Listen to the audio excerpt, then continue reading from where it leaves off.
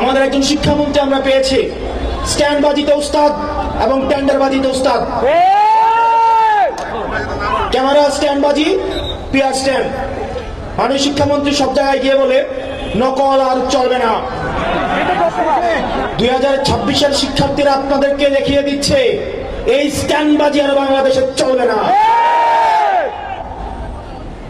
হাঁটু সমান পানিতে, বুক সমান পানিতে 2026 সালের এইচএসসি পরীক্ষার্থীদের আপনি ডুবিয়ে ডুবিয়ে আপনি পরীক্ষা দিতে বাধ্য করেছেন।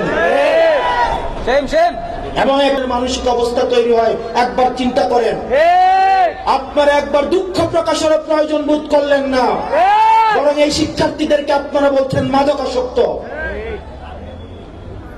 এই শিক্ষামন্ত্রী, আপনি যাদেরকে ফার্মের মুরগি বলছেন, এই ফার্মের মুরগিরা রাস্তায় এসেছে বলে আজকে শিক্ষামন্ত্রী হয়েছেন। এই ফার্মের মুরগিরা রাস্তায় নেমে এসছে বলেই শিলং থেকে এসে সংবিধান বিশেষজ্ঞ হয়েছে।